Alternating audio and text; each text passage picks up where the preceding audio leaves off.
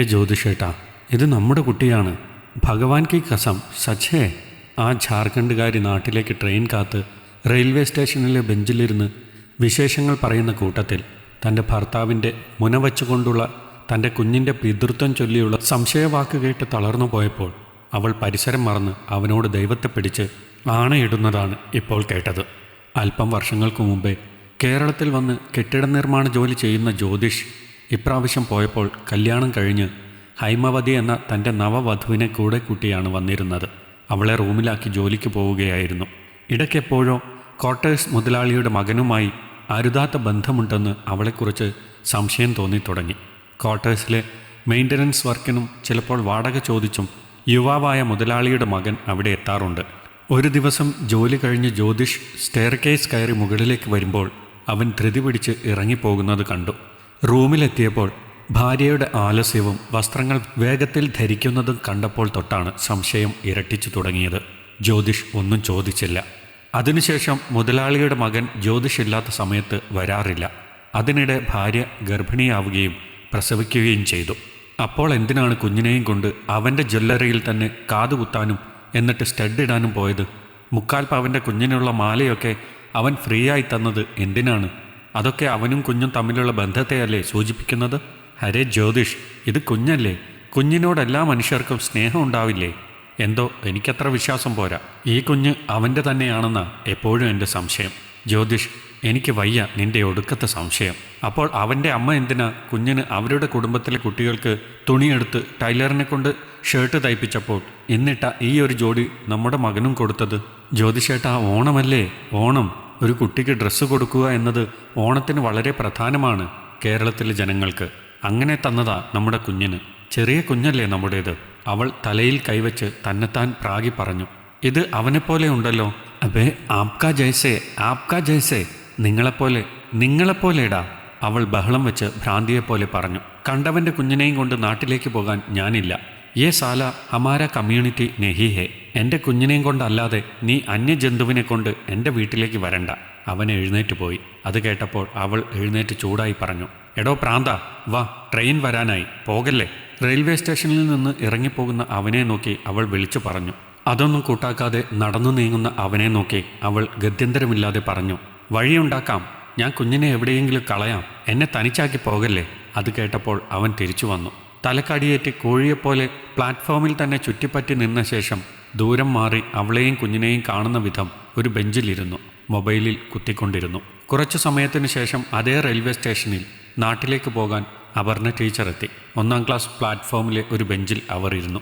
അവളിരിക്കുന്ന ബെഞ്ചിൽ തന്നെ തൊട്ടടുത്ത് ഒരു നാടോടി പെൺകുട്ടിയെപ്പോലുള്ള അന്യദേശക്കാരി പെൺകുട്ടി അതിൻ്റെ കുഞ്ഞിനെയും കളിപ്പിച്ച് ഇടയ്ക്കിടെ കുഞ്ഞ് ആവശ്യപ്പെടുന്നതിനനുസരിച്ച് മാമൂട്ടിക്കൊണ്ടും ഇരിക്കുന്നത് അവൾ ശ്രദ്ധിച്ചു.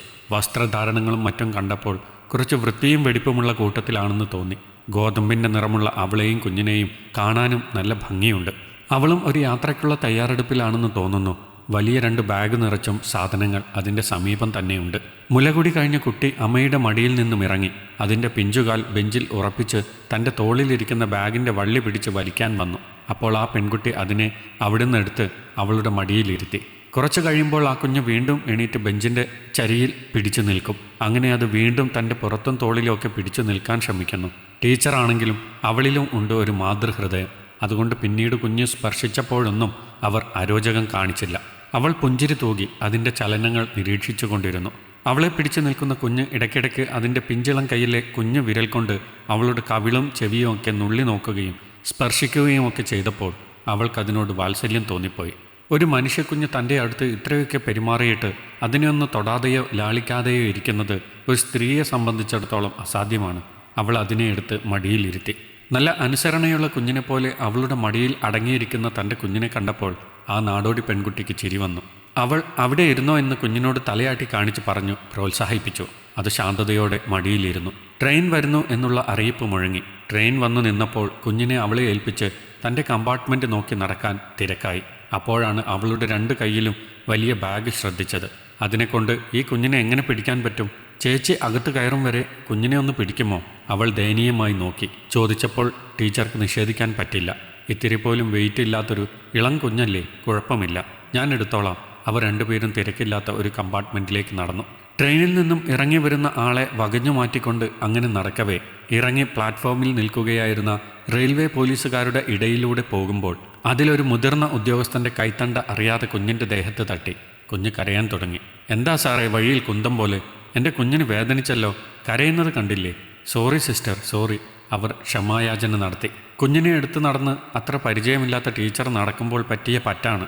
ഒരു ഉദ്യോഗസ്ഥൻ സോറി പറഞ്ഞപ്പോൾ കുഞ്ഞിന് വേദനിച്ചപ്പോഴുള്ള ദേഷ്യത്തിൽ അറിയാതെ ശബ്ദത്തിൽ അല്പം കടുപ്പം വന്നു പോയോ എന്ന് ടീച്ചർക്ക് തോന്നി. സാരമില്ല സാർ, ടീച്ചർ പോലീസുകാരോട് പറഞ്ഞു. അതൊന്നും കുഴപ്പമില്ല, വണ്ടി ഇപ്പോൾ വിടും, കയറിക്കോളൂ, ചിരിച്ചുകൊണ്ട് അവർ പറഞ്ഞു. അവൾ കുഞ്ഞിനെ കൊണ്ട് നടന്നു നീങ്ങി. കൈക്കുഞ്ഞിനെ പിടിച്ച് ചില സ്ത്രീകൾക്ക് നടക്കാൻ അറിയില്ല, അതാ, അതിലൊരു പോലീസുകാരൻ പറഞ്ഞു ചിരിച്ചു. അന്യദേശക്കാരി പെൺകുട്ടി തൻ്റെ കെട്ടും മൊട്ടും ട്രെയിനിനകത്ത് കയറ്റി അവരും കൂടി കയറി. ടീച്ചർ കുഞ്ഞുമായി കയറി. നാടോടി സ്ത്രീ ഒരു നല്ല സീറ്റ് കാണിച്ചപ്പോൾ ടീച്ചർ കുഞ്ഞുമായി പോയി അവിടെ ഇരുന്നു. ആ പെൺകുട്ടിയും അവർക്ക് സമീപമായി ഇരുന്നു. ട്രെയിൻ നീങ്ങിത്തുടങ്ങി. ടീച്ചറുടെ കയ്യിൽ നിന്നും കുഞ്ഞ് ജനലിൻ്റെ അഴി പിടിച്ച് പുറത്തേക്ക് നോക്കിക്കൊണ്ടിരുന്നു. കുറേ കഴിഞ്ഞപ്പോഴാണ് ആ പെൺകുട്ടി ഓർത്തത് തൻ്റെ ബാഗും സാധനങ്ങളും അപ്പുറത്താണല്ലോ എന്ന്. ഏച്ചി, എൻ്റെ ബാഗുകൾ അവിടെ ഡോറിനടുത്താണ് ഉള്ളത്. എൻ്റെ വിലപിടിപ്പുള്ള സാധനങ്ങളും മറ്റും അതിലുണ്ട്. ഞാൻ അതെടുത്ത് ഇവിടെ കൊണ്ടുവരട്ടെ? ആയിക്കോളൂ. അതും പറഞ്ഞ ആ പെൺകുട്ടി അതിൻ്റെ ബാഗുകൾ കൊണ്ടുവരാൻ എണീറ്റ് പോയി. ഓരോരോ സ്റ്റേഷൻ പിന്നിട്ടിട്ടും നാടോടി സ്ത്രീയെ കാണുന്നില്ല. അവൾ തൻ്റെ കയ്യിലുള്ള കുഞ്ഞിനെയും എടുത്ത് ട്രെയിനിന് അകത്തേക്ക് കയറി വന്ന ആ ഡോറിന് സമീപത്തേക്ക് ആ പെൺകുട്ടിയെ തിരഞ്ഞുപോയി. അവിടെ എങ്ങും ആരുമില്ല. ആ പെൺകുട്ടിയും അവളുടെ കെട്ടും മറ്റുമൊന്നുമില്ല. നേരത്തെ ട്രെയിൻ നിർത്തിയ റെയിൽവേ സ്റ്റേഷനിൽ കുഞ്ഞിനെ ഉപേക്ഷിച്ച് അവൾ ഇറങ്ങിപ്പോയെന്ന് തോന്നുന്നു. ഈശ്വര, ടീച്ചർക്ക് വല്ലാതായി. ഒരു പിഞ്ചു കുഞ്ഞിനെ ഉപേക്ഷിച്ച് ഇറങ്ങിപ്പോയ ആ നാടോടി സ്ത്രീ ഒരമ്മയാണോ? ഇനി എന്തു ചെയ്യും? വിവരം കമ്പാർട്ട്മെൻറ്റിലുള്ള ചില ആളുകളെ ധരിപ്പിച്ചു. പക്ഷേ അവരാരും ആ പെൺകുട്ടിയെ അത്ര ശ്രദ്ധിച്ചിട്ടില്ല. പക്ഷേ അവരൊക്കെ കുഞ്ഞുമായി കയറി വന്ന തന്നെയാണ് ശ്രദ്ധിച്ചിരുന്നത് താനും. ചിലർ അവൾ പറയുന്നത് വിശ്വസിച്ചില്ല. വിശ്വസിച്ച ചിലർ റെയിൽവേ പോലീസിൻ്റെ സഹായം തേടാൻ അവളോട് പറഞ്ഞു. അങ്ങനെ ട്രെയിനിൽ തന്നെ ഉണ്ടായിരുന്ന റെയിൽവേ പോലീസ് ആ കമ്പാർട്ട്മെൻറ്റിലേക്ക് എത്തി. തങ്ങളുടെ ദേഹത്ത് മുട്ടിയ അമ്മയെയും കുഞ്ഞിനെയും അവർ നേരത്തെ കണ്ടിരുന്നു. തൻ്റെ കയ്യിലിരിക്കുന്നത് അന്യദേശക്കാരിയുടെ കുഞ്ഞാണെന്ന് പറഞ്ഞപ്പോൾ അവർ വിശ്വസിച്ചില്ല. കാരണം കുഞ്ഞുമായി വണ്ടിയിലേക്ക് കയറാൻ പോകുന്നത് നേരത്തെ അവർ കണ്ടിരുന്നതാണല്ലോ. മാഡം, നിങ്ങൾക്കൊക്കെ കുഞ്ഞിനെ ഉപേക്ഷിച്ച് തള്ളാനുള്ള സ്ഥലമാണോ ട്രെയിൻ? 1 മാസത്തിനുള്ളിൽ തന്നെ എത്ര കേസുകളാണ് അനാഥ കുട്ടികളെ ട്രെയിനിൽ നിന്നും ലഭിക്കുന്നതായിട്ടുള്ളത്? ഈ വേലത്തരം ഇവിടെ നടക്കില്ല. വേഗം കുഞ്ഞിനെ കൊണ്ട് വീട്ടിൽ ചെല്ലാൻ നോക്കൂ. പോലീസുകാർക്ക് അവളെ നേരത്തെ അറിയാമെന്ന് പോലീസുകാർ പറഞ്ഞപ്പോൾ പോലീസുകാരെ അവിടെ വിളിച്ചു വരുത്തിയ അവളുടെ വാക്കുകൾ വിശ്വസിച്ച ചെറുപ്പക്കാർ നാണം കെട്ടുകൊണ്ട് പോലീസുകാരോട് ക്ഷമ ചോദിച്ചു. സോറി സർ, ക്ഷമിക്കണം.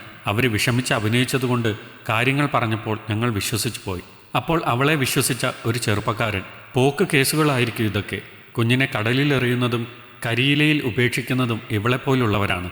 സൂക്ഷിച്ചോ, ആ കുഞ്ഞിനെ അവൾ എവിടെയെങ്കിലും ഉപേക്ഷിച്ച് കളയും എന്നുറപ്പാണ്. അത് കേട്ടപ്പോൾ അവൾക്ക് കരച്ചിൽ വന്നു.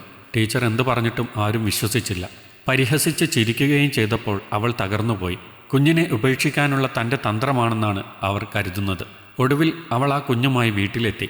രാത്രി 9:30 മണിക്ക് ടൂർ ജില്ലയിലെ ഒരു ഗ്രാമത്തിൽ ജോലി നോക്കുന്ന മകൾ ഒരു കൈക്കുഞ്ഞുമായി കയറി വന്നത് കണ്ടപ്പോൾ അച്ഛനും അമ്മയും അമ്പരന്നുപോയി.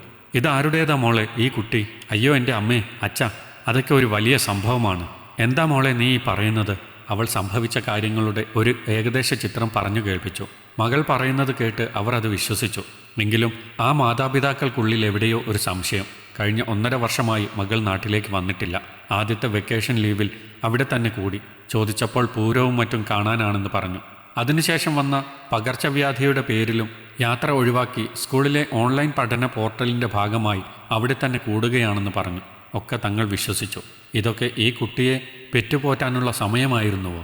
അതുള്ളിൽ വെച്ച് അവർ മകളോട് ചോദിച്ചു.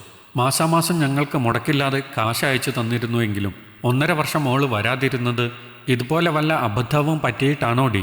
അതുകേട്ട് അവൾ സഹികെട്ട് നീട്ടി വിളിച്ചുപോയി. അമ്മേ, നിങ്ങൾക്കും വല്ല പാണ്ഡിച്ചയുടെയും തമിഴത്തിയുടെയും കുഞ്ഞ് കറുകറുത്തിരിക്കും, അറിയാമോ?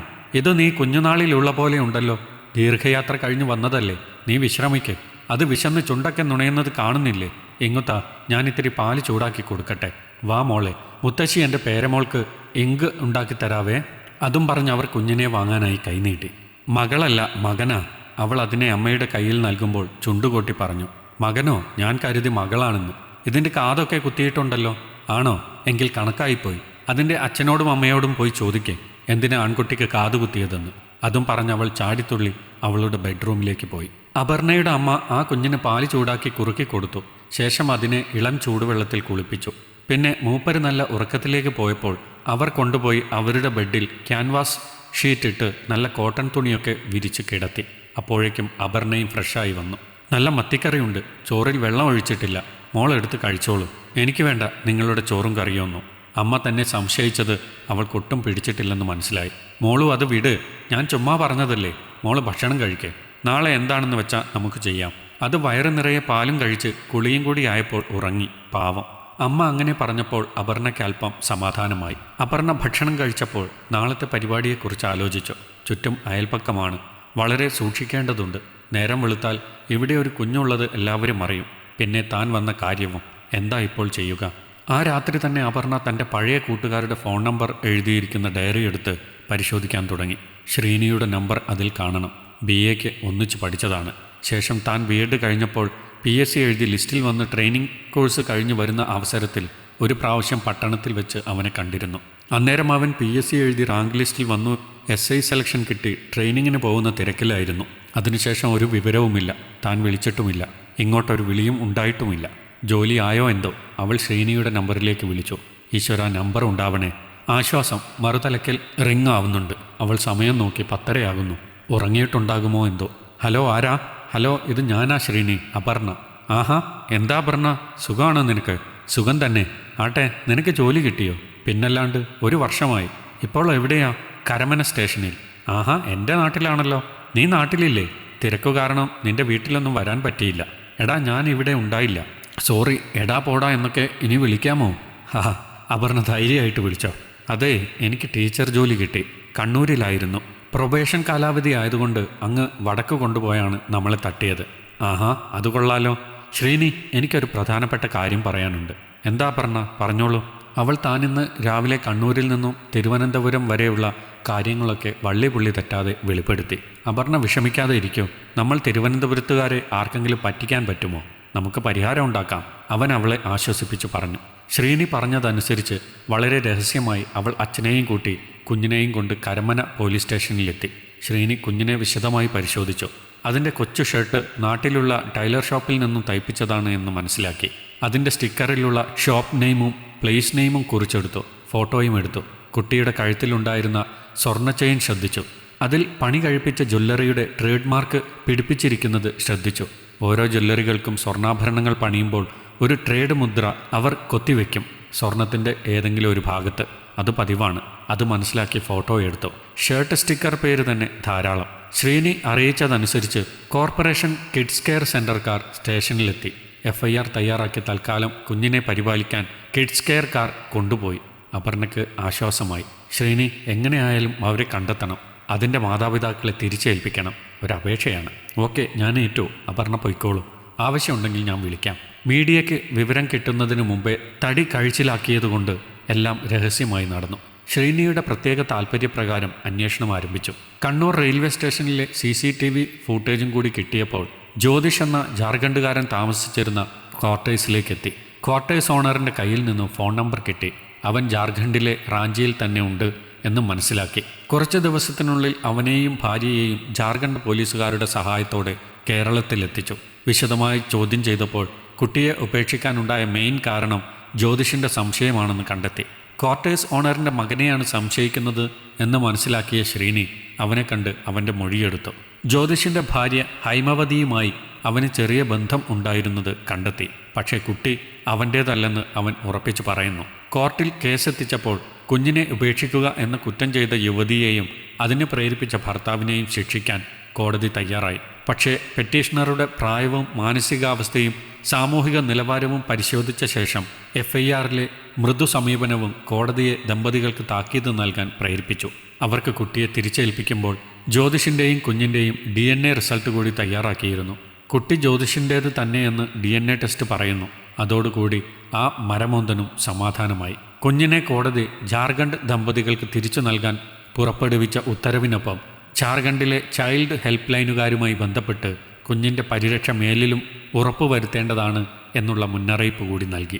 അപർണ ലീവിന് ശേഷം കണ്ണൂരിൽ പോയി ജോലി തുടർന്നു. ഇടയ്ക്കിടെ ശ്രീനി വിളിക്കും. അങ്ങനെ വിളിച്ചപ്പോഴാണ് അവൾ അത് ചോദിച്ചത്. ഈ കഥ നിങ്ങൾക്കിഷ്ടമായെങ്കിൽ ലൈക്ക് ചെയ്യൂ. നിങ്ങളുടെ അഭിപ്രായങ്ങൾ കമൻ്റായി രേഖപ്പെടുത്തൂ. കൂടുതൽ കഥകൾ കേൾക്കാൻ ഈ ചാനൽ സബ്സ്ക്രൈബ് ചെയ്യൂ.